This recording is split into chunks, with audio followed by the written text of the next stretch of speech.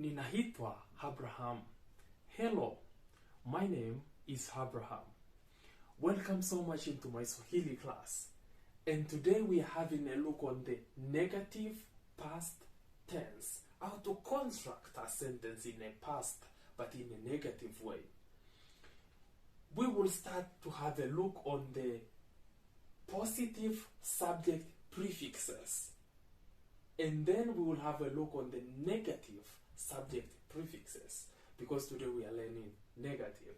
But in the positive subject prefix, ni stand for I, but in a positive way. U stand for you, a stand for he or she, and tu stand for we, I mean me and you, and the stand for you but plural, and wa stand for they.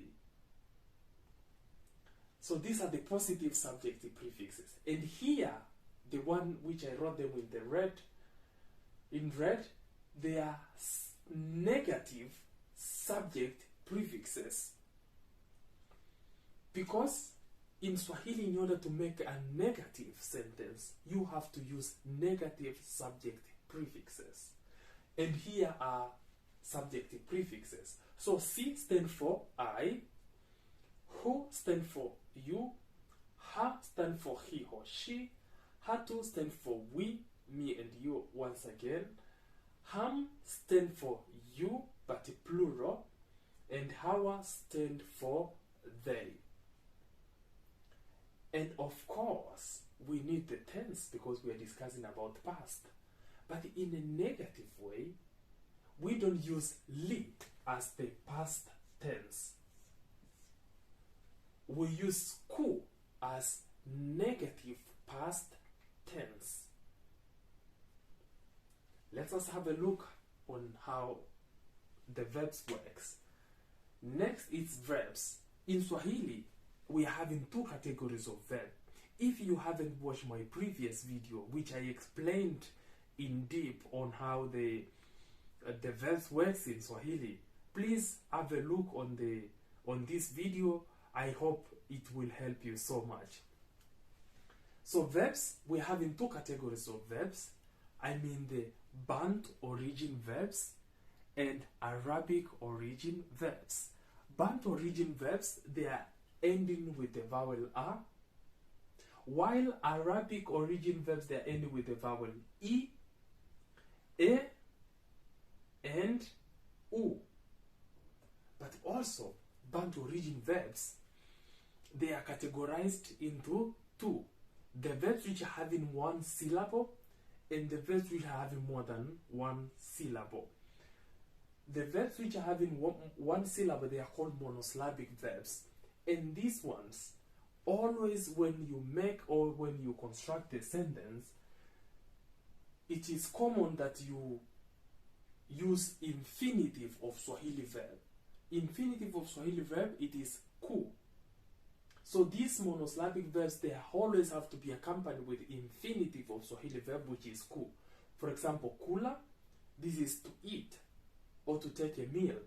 And kuja, this is to come. Kupa, to give. And kunywa, to drink. So these are few examples of the verbs which are having only one syllable, which they cannot stand for themselves and give us the meaning. Therefore, they always have to be accompanied with infinitive of Swahili verb.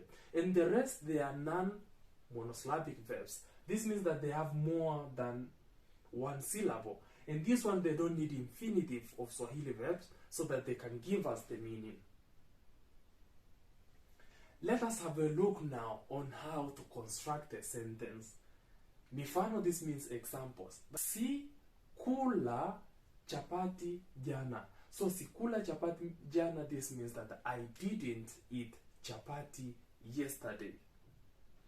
Sikula chapati jana. So look, I use negative subjective prefix. I use negative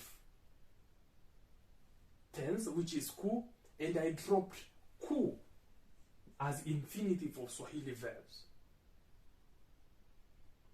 That's why we are having only one ku here. So sikula chapati jana. This means that I didn't eat chapati yesterday. Example number 2 is hukunywa bia juzi. So who, negative subject prefix for you, and ku, this is our tense, and nywa, our verb, which is drink, and bia, beer, and juzi. So ukunywa bia juzi, this means that you didn't drink beer the day before yesterday. Ukunywa bia juzi, you didn't drink a beer the day before yesterday. Next is hakusoma kitabu. Hakusoma kitabu. So hakusoma kitabu, ha, subject prefix for he or she, ku, negative tense, negative past tense, and the soma, read, and the kitabu, a book. So hakusoma kitabu, this means that he didn't read a book or she didn't read a book. Hakusoma kitabu. Next is hatukujifunza Kiswahili. Why we didn't learn Swahili yesterday? Yeah. Anyway, it's a joke. So hatukujifunza Kiswahili, this means that we didn't learn Swahili. So hatu, look, negative subject prefix that stands for we, and ku, negative tense, negative past tense, and jifunza, learn Kiswahili, language that we are learning now. So hatukujifunza Kiswahili, this means that we didn't learn Swahili. Next is amkupika samaki.